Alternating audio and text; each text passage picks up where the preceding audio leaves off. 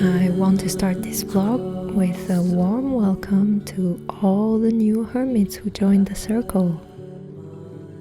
I didn't expect this response from the last video, to be honest. I'm very thankful that you're here because to me it's a form of emotional support in a way.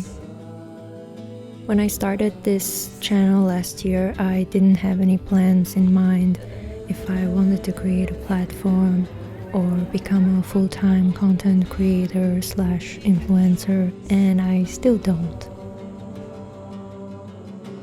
I see this channel and the videos that I create as a form of expression, kind of like a video diary thing, which makes it very personal. Receiving all your comments and seeing interaction with the stories that I share here, it makes me feel seen, and I want to let you all know that I see you too, and thank you so much for your warmth and support. In my last video, I talked a little about my struggle with the imposter syndrome and not feeling good enough, and especially as a person working in the creative industry. I'm very well aware that this comes from a place of needing validation, and this unfulfilled need comes from childhood. But anyways, this is something that I'm working on, and you know, as in every journey, there are ups and downs to it, and these past weeks have been the down part. But during these weeks, I also realized something. And it's something so simple because we hear it everywhere and from almost everyone, but you don't really understand it until you do understand it. You know what I mean? And that's something that I realized is to enjoy the process of creating things. Well, that's pretty easy, one might say. You know, all you need to do is just sit down and start working and making the things you want to make, you know? Just sit down. Just sit down, yeah. Just sit down and do it. Just do it, right?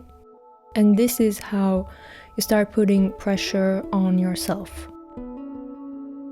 How can one just sit down and make things when all that person hears is this constant voice pushing them, almost bullying them into making the things they're supposed to do or to be making? They can't, and they won't. And they'll end up feeling like they're good for nothing and a failure.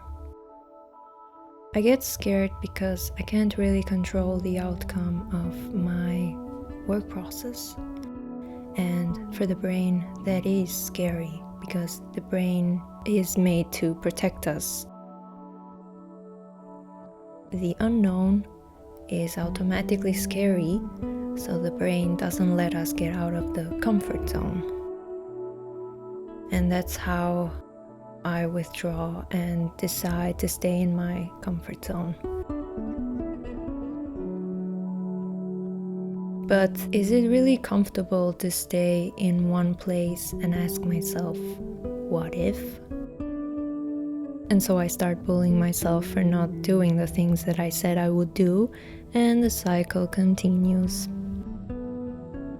What helps me to get out of the down part of the journey is becoming aware of the fact that, yeah, I'm in my lowest low, and it cannot get any lower than this actually.